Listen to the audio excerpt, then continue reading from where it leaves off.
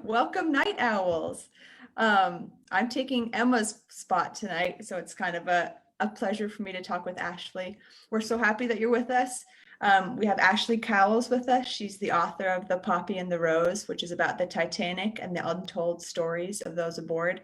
We were just talking before we went live about how the Titanic is just always a story that kind of captures people's imaginations. And so I'm really excited to talk more with her. And before we start, we wanted to congratulate Ashlee because she's been #1 on several categories on Amazon this week. So we're really thrilled for her success. And if you haven't gotten her book, it's only 99 cents right now. I worked with Ashlee as her editor, and it was one of the first books I worked on after having my daughter, and it was just such a breath of fresh air to get back in the editing space and to be working with Ashlee because she's just such a wonderful person and is so passionate and knowledgeable. And so I'm really excited for you all to learn from her tonight. As you may know, tonight is the anniversary of the sinking of the Titanic, so 109 years ago. So we thought this would be the perfect night for Ashlee to talk to readers, since she's kind of a Titanic expert in her own right. And her story is a beautiful one that's based on the events. So thank you for being here, Ashlee, and thank you to the night owls who are watching. Hannah is in the comments, so if you have questions, she'll be sending them to me. And so please join the conversation. We're excited I'm sure Ashlee will be excited to answer any of your questions. So Ashlee, can you tell us a bit about The Poppy and the Rose and how you were inspired to write it? Sure. Well, the Poppy and the Rose, it's the story of two teen girls, one in the past and one in the present. And they're both trying to uncover the truth about some of the people they love most. And then in the midst of that, they also find themselves at the center of a murder mystery, one in the past, one in the present. So regarding, the historical story, which takes place on the Titanic. I came of age during the era of Kate and Leo and the Titanic movie craze. So I can't deny that definitely played a role in my teen Titanic obsession. But the spark for this story actually came after visiting the Molly Brown Museum in Denver. You can go see her house there. And it's a really great museum. And I purchased a biography about, this famous unsinkable woman. And as I was reading it, I kept thinking like her whole life deserves a novel. Like it was just she's a fascinating person and just such an interesting life. And I thought maybe I'd just write kind of a straight historical about Molly Brown or Margaret Brown. And I didn't end up doing that, but she did end up featuring as a pretty important secondary character in The Poppy and the Rose. So I have to say that that's kind of where the kernel of the idea for the Poppy and the Rose, came from, and it all just kind of grew from there. Yeah, I love that you took somebody, from history, and they kind of just sparked a story, like their real story sparked this like kind of magical, well, it's a mystery. A murder mystery. It's many things, I think, is what the conclusion. Well, yeah, that you could tie the two girls' lives together, like have them experience similar things, even though they were happening like a century apart. I thought that was really, really neat. So what is it about the events surrounding the Titanic that inspires so much intrigue, even though it's such a tragedy? Since most, catastrophes don't inspire those kind of fandoms the way the Titanic has. Why do you think that is? Yeah, it is when you really stop and think about it. It's like, okay, this really tragic event took place I guess the early hours of this morning, and we're still talking about it, and people are still really interested in it. And why is that? I think there's a lot of layers to it. I think there's the sense that it almost has like a built-in thriller kind of suspense story to it, in the sense that it was a preventable tragedy in many ways. And there's a lot of kind of mystery and suspense surrounding that. Like, why didn't they listen to the iceberg warnings? Why didn't any ships in the area, why weren't they able to get there in time? Why were the binoculars missing from the crow's nest? There's all these kind of what ifs, or if things had just been a little bit different, it may not have happened. So I think that's part of it, is there's this sense that it may have been preventable. Then there's, just those timeless themes that you always find in enduring fiction. And here it's in a real life story.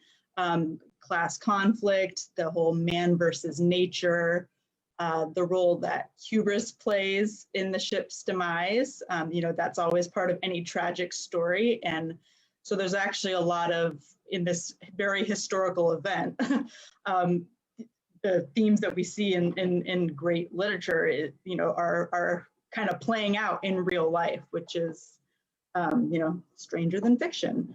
But I really think there's also like thousands of little stories that took place on the Titanic. And I think that's really why we keep coming back to it.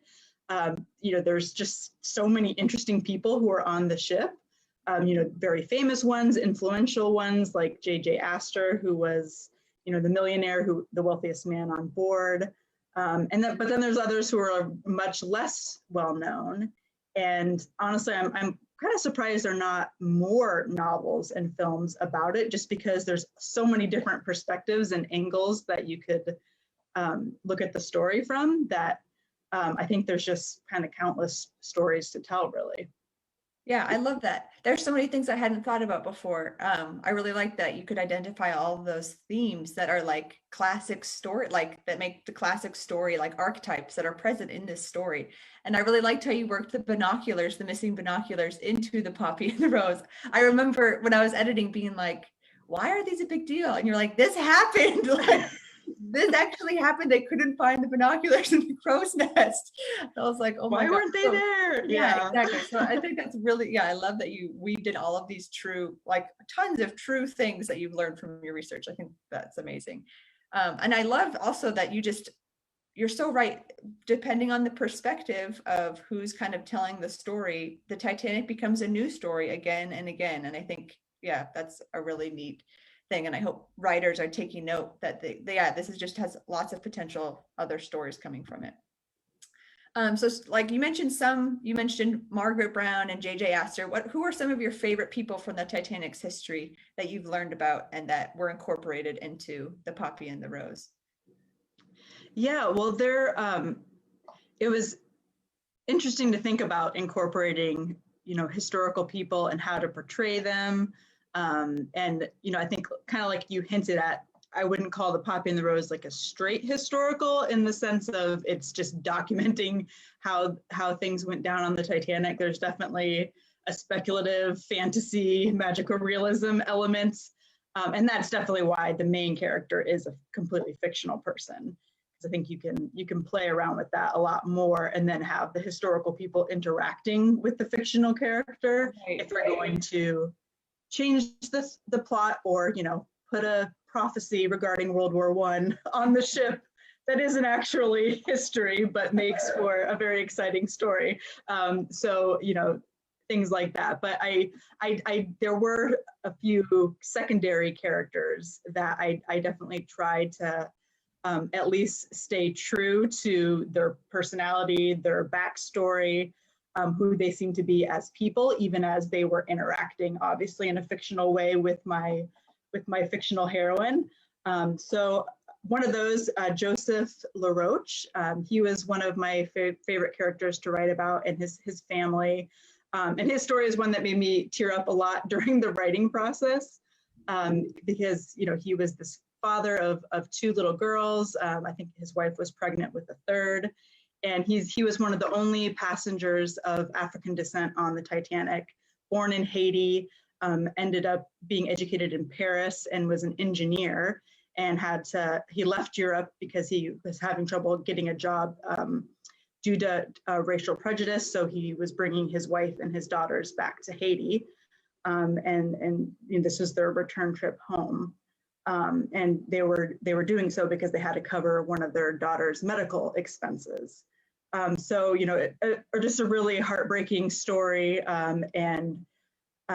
So I tried to really portray him as this very loving father who was, making sacrifices on behalf of his family. And so he and his eldest daughter kind of play an important role, and they really influence Ava. and kind of contribute to her transformation from being pretty spoiled and self-centered to someone who starts to take an interest in others and, you know, wanting to act on behalf of other people. So he was definitely a really influential, interesting story, and one I didn't know about at all before I started researching the Titanic. Then there was a woman named Helen Churchill Candy, who inspired one of my fictional characters, Helen Crawford, in The Poppy and the Rose. And she's very loosely based on this woman. So the real Helen was a single mother, and she had recently divorced an abusive husband and was actually turning to writing to support herself and her two children. And she ended up, you know, working for National Geographic, doing travel writing, but she was kind of all over the place. She would write interior decorating articles, and then she wrote a novel, and then she wrote a nonfiction book called How Women May Earn a Living in 1900.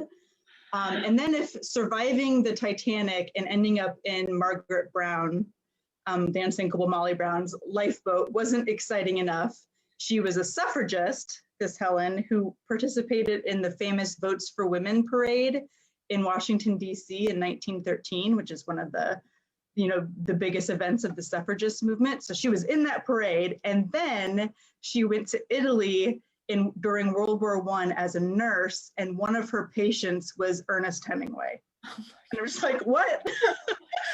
Wow. How much can you fit in a life? Yeah, exactly. Wow. Yeah. And then another kind of minor character who's in The Poppy and the Rose is an Irishman named John Coffey, who may be one of my distant relatives. I mean, I have no evidence other than a shared last name and extended family that comes from the same part of Ireland, but I'm sure there's a lot of Coffeys in Cork, Ireland, but it's still fun to think that maybe he's possibly related to my grandmother's family. And he was a stoker, so one of the men who fed, you know, the furnaces below deck, and he was trying to get home to Ireland to his ill mother. And the White Star Line was supposed to give you like a return trip home in between voyages. And he had just got back from a voyage. So he thought he would be able to head home to Ireland and see his sick mother. But then he was told that, nope, you need to get on the Titanic. We're going now, we need you. So he decided to take matters into his own hands, and he ended up disembarking the Titanic.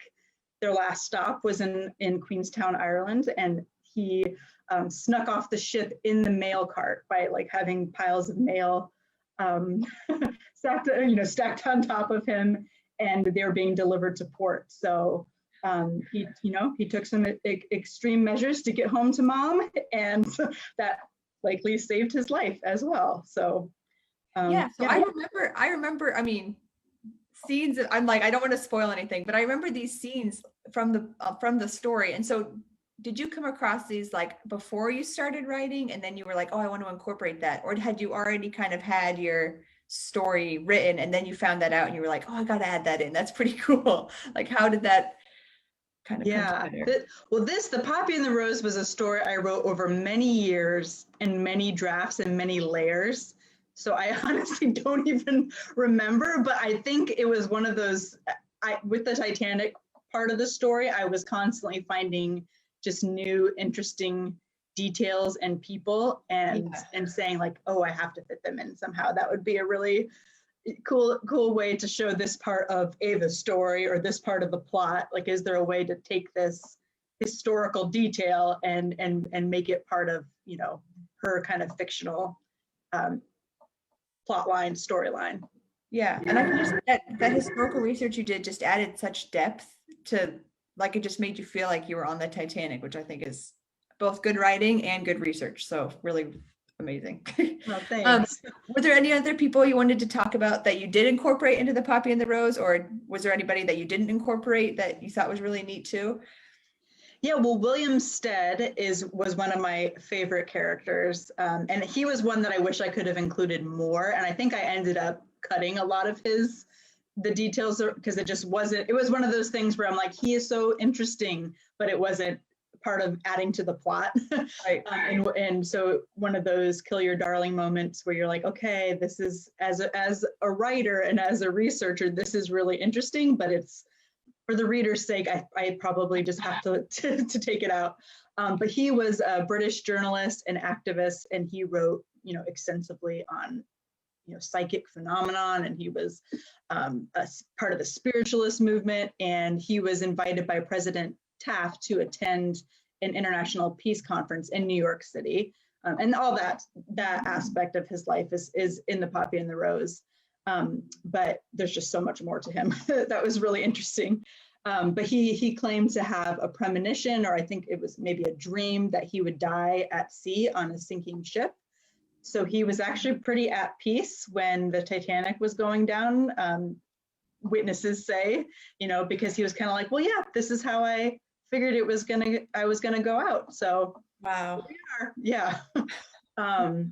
And so it was kind of interesting to include some of his, you can find a lot of his writing still, since he was a journalist. And so some of the dialogue and conversations,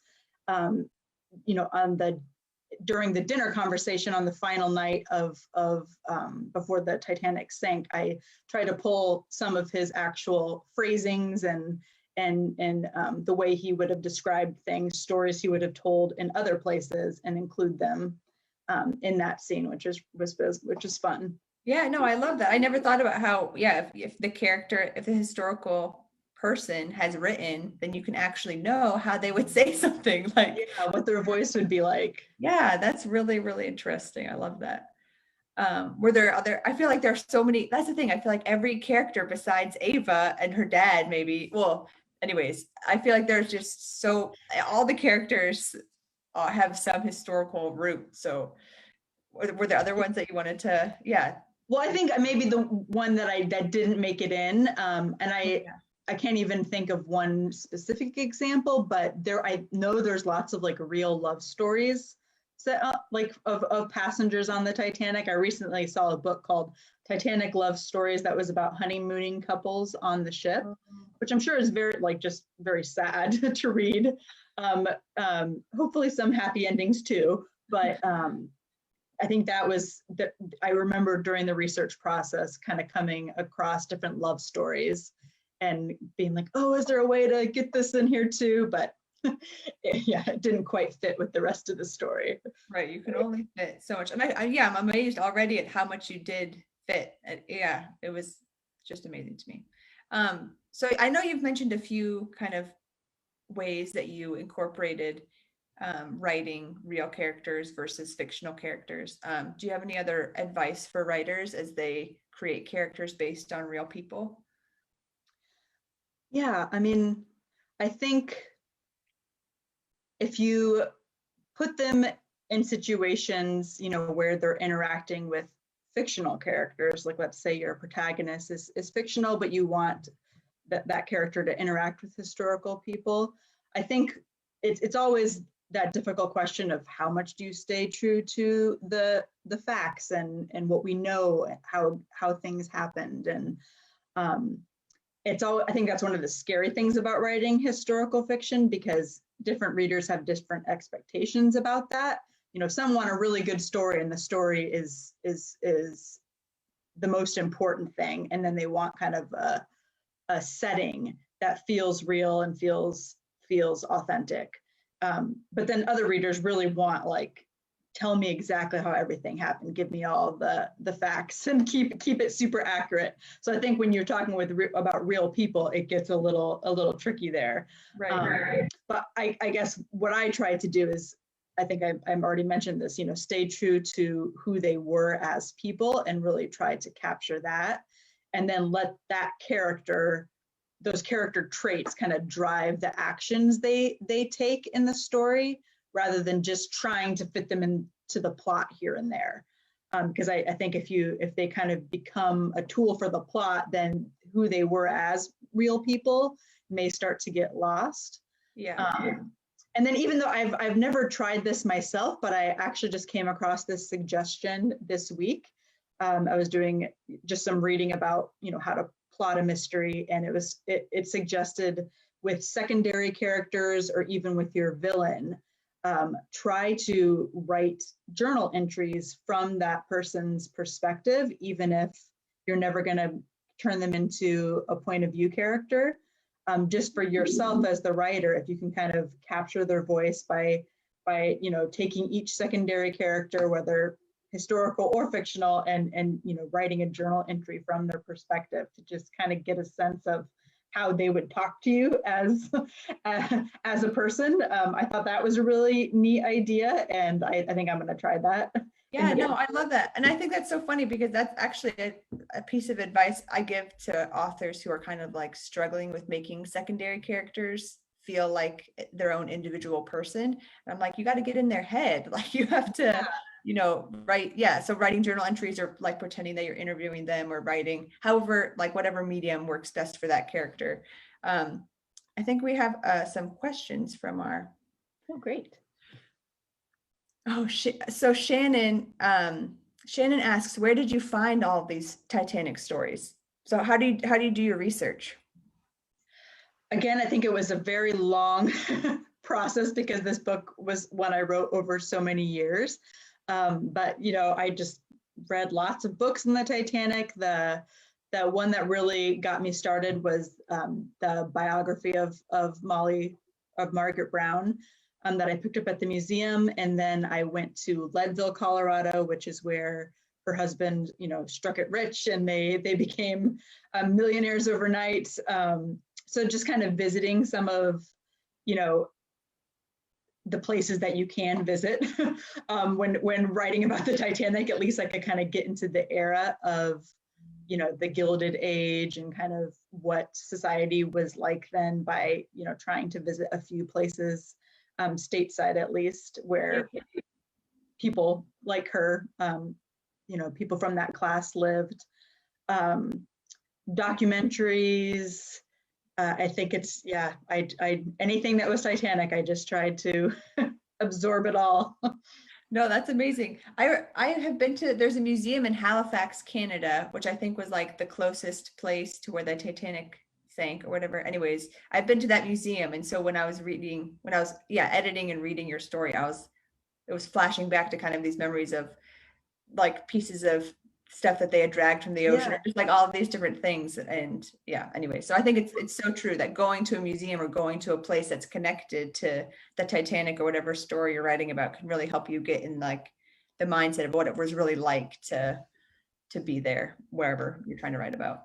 Yeah, and that reminds me, maybe it was, I don't know if that was a permanent museum, but there was a traveling exhibit that was in museums all around the US and maybe Canada too, that it was a wonderful Titanic exhibit. And I think I visited that in Detroit during the novel writing process too. So yeah, and they had like a replica of the grand staircase. So you could actually see, like stand at the base of it and see what it would have looked like. And yeah, that was pretty amazing for getting in that place. Yes. Yeah, that's amazing. That's very cool. Let me make sure that there's no other questions that just came in while I was, no, okay. Oh, before we move on, do you have the Poppy and the Rose with you? I just want everyone to see the beautiful cover because I love it so much. So do I. This is such a gorgeous cover. I'm like, I want to post a great job with it. It's beautiful. Anyway, so thank you for showing. Yeah, I was like, I forgot to do this at the beginning and I think it's so cool. Okay. What do you think, or maybe you don't think there is one, but what do you think is the formula for a perfect historical fiction novel? Well, I know for me, a sense of atmosphere is definitely really important. And I think that's another reason why Titanic continues to fascinate. It just has such a lush, like rich atmosphere. People love the clothes and they love talking about what the menu that people, what they were eating, like just all the little details. There are people out there who follow that stuff like really closely and are really fascinated by it. But at the same time, I also enjoy historical novels where the ideas of the day impact the story's overall theme. So even though, the kind of the sensory details are important, more than, describing every little aspect of the setting, I really like to think about like how the people, how they've been shaped by the beliefs and the emerging ideas of their time, and then maybe how that would come out in their conversations and what they care about and just their perspective on things. And I think that's why, you know, there's a bit of a focus on, of, you know, class conflict, the growing sense of revolution in Europe at the time. So even though, you know, there wasn't a prophecy regarding World War I on the Titanic, that is not you know, a historically accurate thing. There was a sense of like, there's revolutions kind of built, the sense of revolutionary fervor building in certain parts of Europe. So maybe passengers would have been discussing those kinds of things and having a feeling that there could be some kind of conflict or war coming. And then there, you know, the early history of psychology was another kind of thread and part of the story that was just really fun to include. So I think, yeah, the sense of what are the ideas, the big ideas that people are kind of wrestling with and discussing, and yeah, that really interests me. So.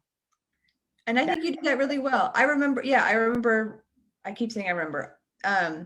There were points in the book where I was like, this would be how people, like, it's always hindsight is 2020, right? Like, we already know that World War I happened. And so it's like, for me, I'm like, why would they be talking about this? Like, it's going to happen. But for them, they didn't know it was going to happen. And so the fact that they were like debating it and just talking about it and feeling worried about it, yeah, it just really brought you back to that time before World War I, which is the setting. So I think, and yeah, and I think you did a really great job with setting that lush atmosphere of the Titanic. Yeah, it just felt like luxury, especially Ava's character fit really well with, because she was kind of accustomed to that luxury. And so it just like let her kind of shine, or yeah, it just fit her personality, her character. So I really liked that. So how do you as an author, and what is your advice to writers for maintaining the balance between historical accuracy and creating your own story? And I know we've talked about this some, but if you have any other tips or just kind of how you maintain that balance, I'm sure people would love to hear it. Yeah, it's definitely tough. And I think a lot of it has to do with how the story, how you present the story. And I think, you know, Owl Hollow has done a great job of presenting, you know, it's definitely inspired by the history of the Titanic, but it's more of an alternative history story. It has aspects of mystery and fantasy and magical realism. And I think, you know, as a team, we discussed this pretty extensively, how it isn't a story that necessarily fits on one bookshelf, and it kind of crosses genres. Which can be a little bit of a gamble, but I think if readers kind of know that going in, you know, a sense that like, I'm not reading a straight historical, then it's suspending disbelief is a little bit easier. Yeah. And so again, you know, I think it was definitely trying to accurately portray the characters who are real people as they would have been, trying to stick to the timeline of how the Titanic sinking occurred and the things that we know. And of course, so much is very well documented. So we do know kind of minute by minute how things went down, trying to, you know, not have anything anachronistic or something that would be very modern, including that, you know, at that time. Right. So I think, you know, I hope I struck a good balance. And you know, that the things that were more fantastical, that was made for an interesting enough story that people enjoyed the detailed historical part, but also are like, ooh, this is becoming something else now, and that's kind of too. And it's always, I guess, a good idea maybe to include an author's note, which is something I wanted to have at as soon as I finished the first draft. I remember writing that author's note to say, like, here are the real people, here's how I tried to stay true to their story, here's what I changed.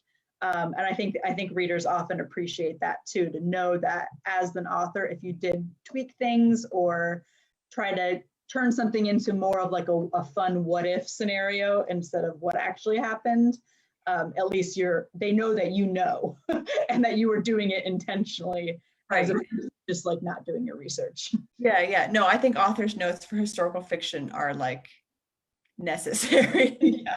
But yeah, especially as a reader, I really appreciate being like, that was real. And that's why it was so cool reading your author's note, because I was like, so much of this stuff that she wrote was real. Yeah, I just thought. And some of it was so crazy that you were like, oh, this has to be made up. But yeah, this part's fiction, but then you're like, no, this part was history. Like this is the history part. Okay, so there's a few comments here. Candace and Shannon love the cover. And Candace said that the character's absolute disbelief that something like this could happen was one of her takeaways from the book. Yeah. She's just, I think she's saying that you wrote it really well, that they didn't believe it would happen until it happened. And then, yeah, just maintaining the character's disbelief of what we know is inevitable. Yeah, it was really amazing. Yeah, and that's a great point, because that's such a crazy, I mean, obviously I had already written this before a global pandemic, but thinking about that, like that's something that still sticks with us, this sense of like, wait, this is happening, this can't happen. And like, there is kind of this sense of denial and disbelief that has become a lot more real to me this year, the sense that like, the feelings of maybe being invincible or like, you know, something like this would never happen to us in this day and age, like that. I'm glad that felt true, you know, in 1912, because I think we're all kind of experiencing that even today. Like, what it's hard to say. Like, I don't ever want to say that can't happen, because anything can happen. We're a year into this whole thing now. Yes, exactly. Never thought that would happen. Katerina asked, do you feel many of the conflicts of the Titanic are relevant to today's atmosphere? It does. Yeah, I think they are kind of, you know, perennial conflicts, I think. And again, I think that's why the Titanic story continues to fascinate, because it really hits on some of those core kind of human nature questions, you know, like what happened, like, yes, we can make progress and we have technological advancements and scientific advancements, and we can use our innovation and creativity to influence the world in very positive ways. But like, what's the fine line of, you know, crossing over into arrogance and thinking like we're invincible, or this ship is unsinkable, we've got things all figured out, and then, you know, something catastrophic happens and people kind of revert back to their, you know, very basic survival instincts, and we kind of start to see like, well, maybe human nature doesn't change, or hasn't really evolved. You know, I think people at that time really thought they were like an evolved level of human, and that event kind of brought people low, and was a humbling experience of yes, we may be very, you know, we may have wealth, but we may be kind of the tycoons of society, but it's not gonna help us in this situation. So yeah, I think those themes continue to be relevant. Yeah. You know, again, I just see the parallels with the pandemic, like man versus nature, like the Titanic sank, the pandemic, like there isn't like a villain necessarily, like a human villain. And then, none of us probably imagined that this would like keep us down for so long, like the pandemic would have this kind of effect. But yeah, it has been a really humbling experience, I think, for the whole world to kind of come to terms with we're not as, you know, this little tiny invisible virus has a lot of power. Yeah, no, that's a really interesting parallel. Let me make sure there's not any other comments here. Okay. So, and we've touched on this a little bit too, just about how traumatic probably researching the stories of the Titanic have been. How are you able to balance your emotions and be invested in the story without it being too overwhelming for you as a writer? Yeah, well, I'll try not to give too much away, but you know, some of the scenes, at least in the Poppy and the Rose, that involve the actual sinking, I really tried to focus on, you know, some of the small acts of courage, small and large acts of courage and hope Again, many of which actually happened. So things like the Titanic band playing, the actions that Margaret Brown took on the lifeboat to kind of keep everyone's spirits up and to help the women stay warm. I tried to really portray those things and kind of showing people who were lights in the darkness.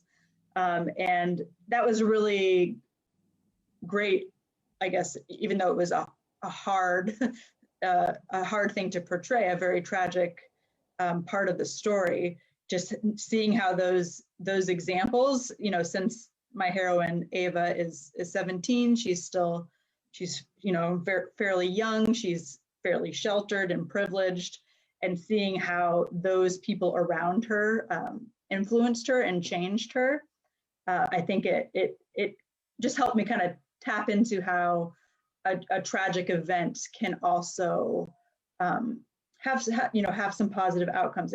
That suffering can change people for the better, and can, especially when those people who somehow manage to find courage and the ability to be sources of hope and inspiration. And that's one of the things, honestly, that really fascinates me is like, how do you get a person like Margaret Brown? Like, how does that happen when so many other people are just kind of fighting to survive? And I want to get a place on the boat. And it would be so easy to just think about like me and my own, like my family, my people, and just kind of, tune out everybody else. Like, how do you get people who have this ability to be thinking about others in such a situation? So yeah, I think that, I guess that's what kept me able to write through something very, very difficult and traumatic, is that there were these real stories of people who did courageous and noble things. Yeah, and I like that you tried to kind of bring those out in the story. There was something else I was just thinking about. Oh, just that sometimes I wonder how I would react in these kind of like catastrophic situations. Like, would I be like a Margaret Brown, or would I be like somebody who is fighting for a seat on the lifeboat? And honestly, I'm not sure. Like, now that I have a daughter, I don't know. It's like, it's hard to know how, which is, scary. And I think that's probably another reason why Titanic is interesting, because if we can kind of place ourselves there, we wonder how would we react. And so we can see. I love that about fiction.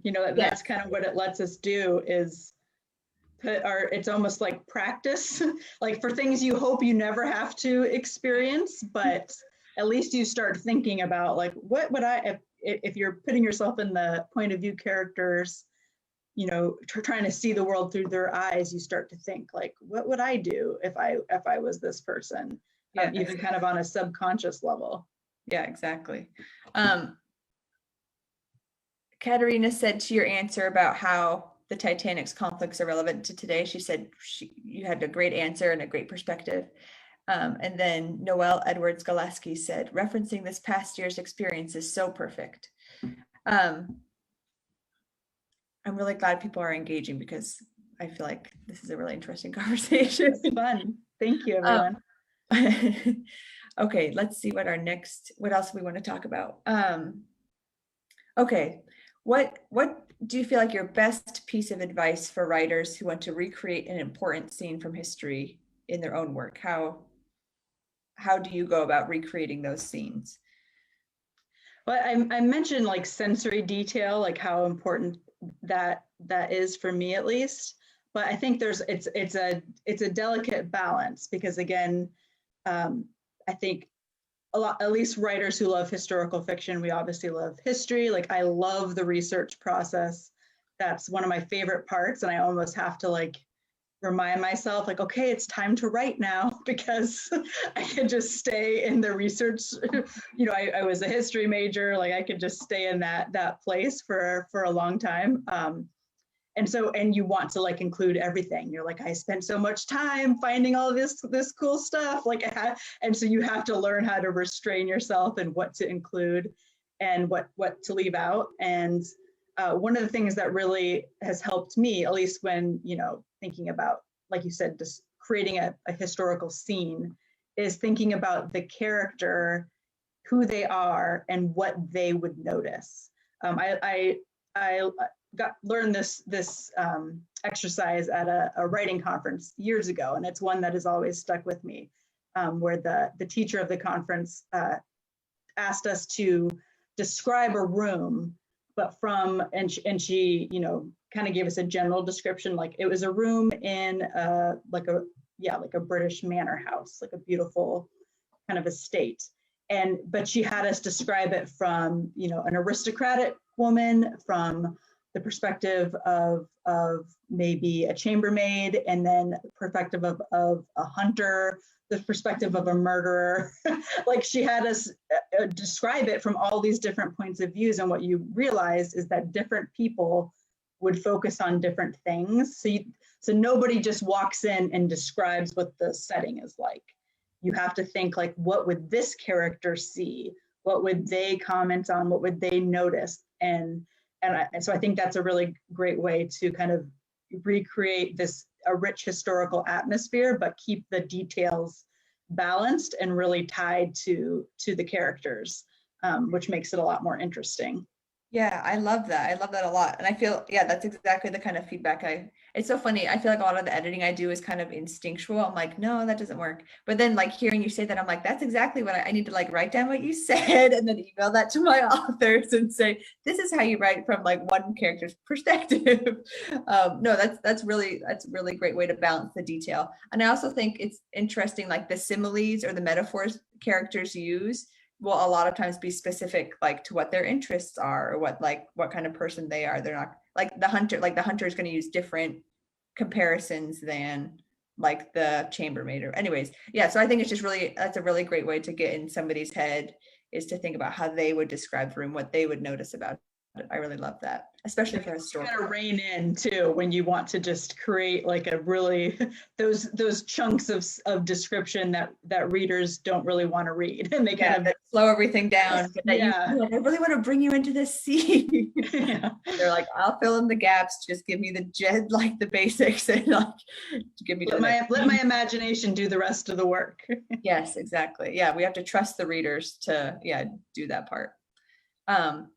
That's really great advice. Do you have anything else you want to share with the audience before we wrap up? Is there any other stories you liked that we didn't get a chance to talk about? Or I think we covered just about everything. Just thank you everyone for being here, and thanks Olivia. It was a lot of fun to after working with you on editing the book, to actually have a conversation, a verbal one.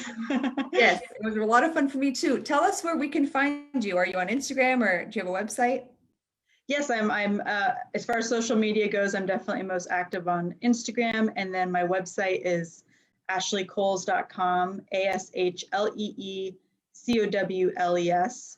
And I actually, if you're interested in, some of these historical characters from the Poppy and the Rose, I have kind of a little reader bonus scrapbook, Titanic scrapbook, that's at ashleecowles.com/Titanic. So you can download it there if you want, some more of the background on some of the characters we talked about tonight.